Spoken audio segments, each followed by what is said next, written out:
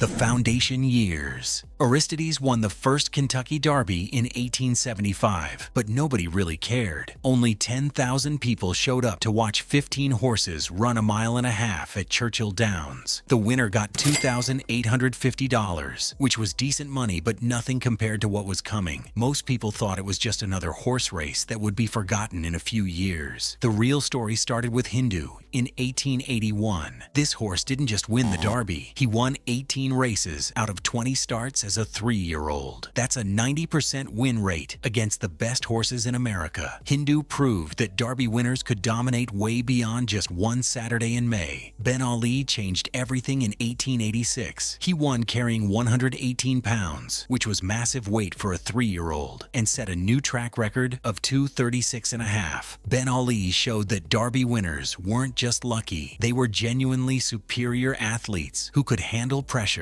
and still run faster than everyone else. Plaudit closed out the century in 1898 by becoming the first Derby winner to earn over $32,000 in career winnings. That was serious money when most people made a few $100s per year. The Derby was transforming from a regional curiosity into something that could make horses genuinely wealthy. These early winners established the template that still exists today: speed, stamina, and the ability to perform when everything was on the line. The Depression era champions. Gallant Fox dominated 1930 like no horse before him. He won the Derby by 2 lengths, then captured the Preakness and Belmont to become just the second Triple Crown winner. But here's what made him special. He earned $328,165 in career winnings, when most people were lucky to make $1,000 a year during the Great Depression. His son, Omaha, proved it was genetic by winning the Triple Crown in 1935. Father and son Triple Crown winners. That had never happened before and hasn't happened since. It is rumored Omaha earned over $154,000, which was incredible money during America's worst economic crisis. War Admiral in 1937 was different. He won the Triple Crown, but everyone wanted to see him race Seabiscuit in a match race.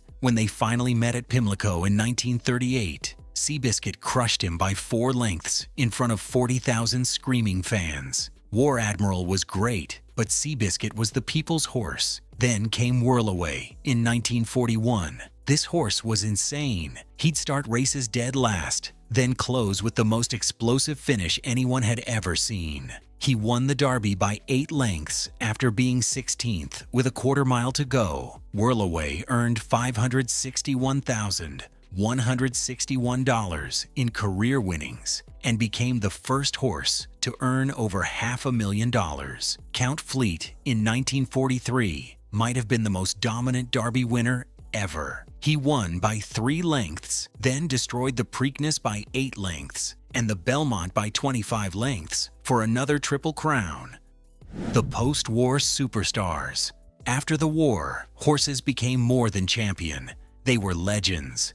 Citation in 1948 was a money-making machine. He won the Derby and Triple Crown, then became the first horse in history to earn over $1 million in career winnings. Citation won 32 out of 45 career races and proved that Derby winners could have incredibly long, successful careers. But Secretariat in 1973 broke every rule in the book. He won the Derby in 1 minute 59.40 seconds, which is still the track record nearly 50 years later. Then he won the Preakness by 2.5 lengths and destroyed the Belmont by 31 lengths, the largest margin of victory in Belmont history. His Belmont time of 2:24 flat is still a world record. Here's how insane Secretariat was. He won the Triple Crown by margins of 2.5 lengths, 2.5 lengths, and 31 lengths,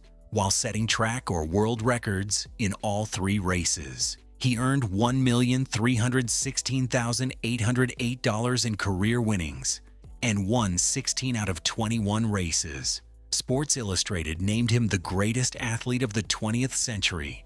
Not just horse, but athlete. Seattle Slew in 1977 was the first undefeated horse to win the Derby and Triple Crown. He went into the Derby with a perfect 6-for-6 record, won all 3 Triple Crown races, then kept winning. Seattle Slew finished his career 14 for 17 with earnings of $1,208,726. Affirmed in 1978, won the Triple Crown in the most dramatic way possible. He beat Alidar by 1.5 lengths in the Derby, a neck in the Preakness, and a head in the Belmont. 3 races decided by a combined margin of less than 3 lengths. The Upset Kings. The crowd of 131,859 at Churchill Downs in 1982 was buzzing about Linkage, the unbeatable favorite, when Gato del Sol suddenly appeared from nowhere at 21-1 odds. He thundered past Linkage in the stretch and won by 2.5 lengths, silencing 130,000 people who thought they knew how this race would end. Gato del Sol earned $2,393,818 in career winnings and proved that Derby Day magic could turn any horse into a champion. In 1986, a record crowd of 134,476 watched 54-year-old Bill Shoemaker guide 17-1 Longshot Ferdinand through the most impossible gap imaginable. With a quarter mile to go, Ferdinand looked dead in the water until Shoemaker found a razor-thin opening along the rail, and Ferdinand exploded through it to win by 2.25 lengths. The roar was deafening as Ferdinand earned $3,777,978 in his career and gave Shoemaker his 4th Derby victory at an age when most jockeys are long retired. But 1989 created the most intense Derby atmosphere in decades as 118,816 fans watched Sunday Silence and Easy Goer wage war. Easy Goer was the heavy favorite with perfect breeding, superior speed figures, and connections to the most powerful stable in racing. Sunday Silence was the California horse that nobody back east respected. When Sunday Silence beat Easy Goer by 2.5 lengths, it started a coast-to-coast rivalry that consumed the entire racing season. They met again in the Preakness with Sunday Silence winning by a nose. Then Easy Goer got revenge in the Belmont by 8 lengths. Sunday Silence won Horse of the Year, but their trilogy proved that sometimes the greatest victories come from the horses nobody believes in. The 1992 Derby nearly gave us another massive upset when 34-1 Longshot Lil E.T. was charging hard in the final furlong.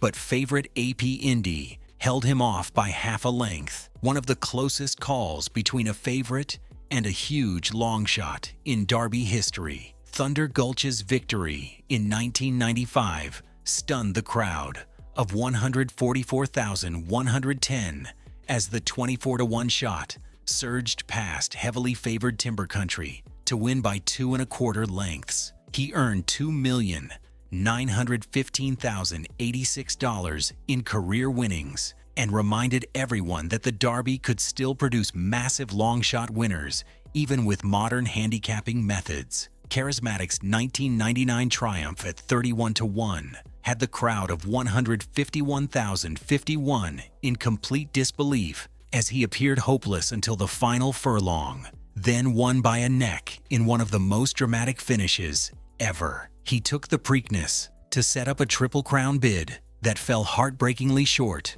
when he finished 3rd in the Belmont with an injured leg that ended his career. The Chaos Years. The 2019 Kentucky Derby became the most controversial finish in the race's 145-year history. Maximum Security crossed the finish line first in front of 150,729 fans. But after a 22-minute review, he was disqualified for interference and placed 17th. Country House, who finished second at 65-1 odds, was declared the winner. The biggest long shot to ever win the Derby, and the first winner decided by disqualification. The crowd booed for 20 minutes straight. Maximum Security had earned $1,863,000 in his career, but the Derby purse of $1.86 million went to Country House, who earned $2,028,500 total, despite winning only 4 races in his entire career. The decision split racing fans and lawyers are still arguing about it today. Medina Spirit in 2021 created an even bigger mess. He won the Derby by half a length, then tested positive for betamethasone, a banned anti-inflammatory drug.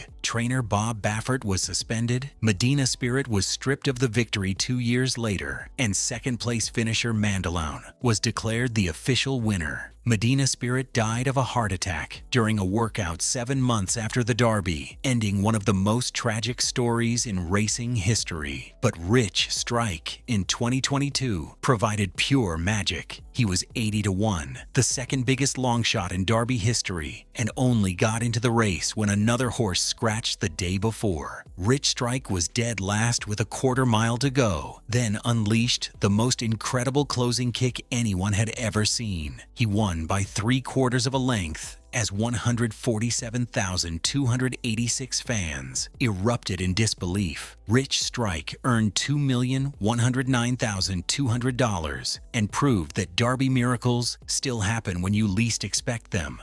The legends who never made it.